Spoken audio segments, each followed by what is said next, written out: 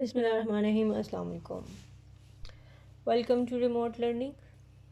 This is grade 5 social studies. We have started with our 7th week. Today is the second lesson of this week. Students, I hope you are fine and enjoying your vacations. Today we will start the discussion about the chapter. We have already started our chapter from the history section. Open page number 117 of your reading book. Don't forget to keep your stationery items and copies with you so that you may do the written work once the discussion is complete. So, our question was about the British power. Student, the previous lesson was the background of this chapter. We discussed how the circumstances led to the War of Independence, how colonial power entered in this region, how the invaders gripped the local economy as well as the local rule, how the people who were Britishers set their stations here and started their own activities. Ultimately, their hold was much stronger than the other invading nations who were the French and Dutch. As their grip becomes stronger, they hold most important areas and throughout the other nations. The East India Company was the company which was set for trade purposes by the Britishers, and this played a vital role in the situation of subcontinent. Now all the circumstances end up into the War of Independence in 1857. This was the end of the golden era of Muslim rule within the subcontinent.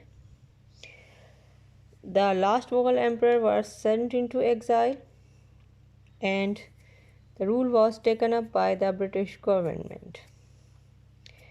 The British government, when they entered in the region, they first of all decided to end up the rival with the local people. They wanted to give reforms to the people so that they may be closer to them. They gave economic reforms, social reforms. They wanted to share power with Indians. They opened schools and colleges, and they were allowed the opportunities to get the government jobs. Moreover, British government also decided to end East India Company, and they started the rule of subcontinent by themselves. So it was very important for them to keep the rule in their own hand instead of the company. And for this purpose, they appointed different authorities in the region, and those authorities were named as viceroy.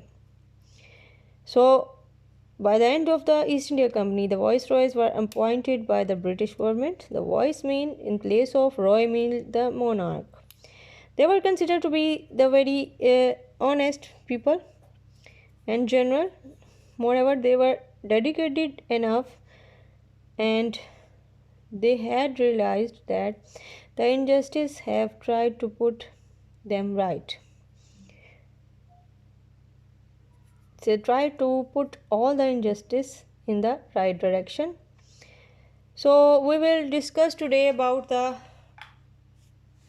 viceroys who entered in this region, and they were appointed by the British government. First of all was the Lord Canning, who was the first viceroy in the subcontinent. He was the first viceroy after the War of Independence. Instead of seeking revenge to the other persons responsible for uprising, he tried to soothe the bitter feelings on both sides, but he also severely punished those who were responsible for atrocities. So he was a man of principles. He tried to make the conditions calm and better, but at the same time, he was not going to give a loose hand to those who were creating riots. The next one was the peak of British power, now started from 1869 till 72 by Lord Mayo. He made important financial and educational reforms. Then, from 1876 to 1880, the improvement of the roads and railways and irrigation and taxation was done by Mr. Lord Lytton. He also imposed heavy censorship on the local press to prevent uprising. So this was the stop of freedom from their side, and which was quite unwise. Now turn the page. This is page number 118. Next comes the Lord Ripon in 1880 to 84 and Lord Dufferin in 1884 till 88. They were better and sensible rulers who showed more awareness and consideration for the people of the subcontinent. They contributed on framing better laws and the social development of the country. The most important steps were setting up of the Indian National Congress in 1885 by Lord Dufferin. Then comes the Lord Curzon in 1899 till 1905. Students, we are discussing about all those viceroys who came here up till 1905. He was also an important figure, but he was not in the favor of self-rule and independence of the subcontinent, as he believed that the British were the best rulers. However, he did much to improve the situation for the subcontinent in the fields of education, preservation, and valuable cultural heritage. Now, this was about the introduction of few viceroys who entered for a particular tenure of time. Now, we will start our homework for today. Today's homework is related with our today's discussion. Write down the names of viceroys along with their reforms. The name of viceroys and their reforms are as under. Number 1 is Lord Canning, 1885 to 69. He tried to soothe the bitter environment and he did not take revenge. Secondly, Lord Mayo, in 1869 till 72, he made financial and educational reforms. Third one is Lord Lytton, 1876 till 80. He improved roads, railways, irrigation, and taxation system. Then number 4 is Lord Ripon, 1880 till 84. He framed the better laws.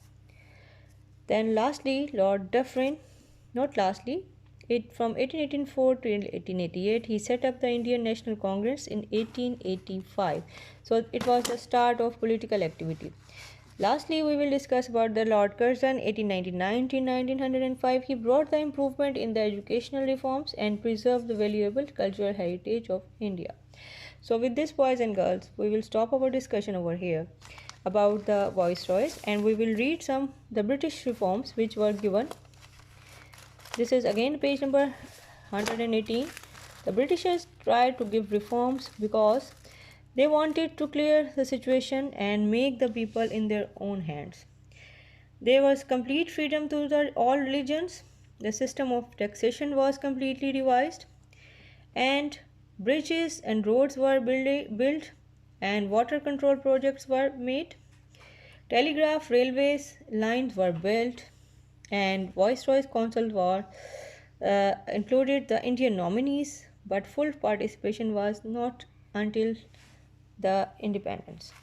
Now the post of the government officials were supposed to be open for all regardless of any religion, any race. And basis of examination, and this was slow in coming about the lack of higher education. So that is all for today's boys and girls. Don't forget to read the pages 116, 17, 18 and 19 and do your work timely and submit it in the Google Classroom. Inshallah, we will revise our lesson in our third lesson. We will revise and reinforce the topic. You do your work and submit it timely in the Google Classroom. Allah Hafiz.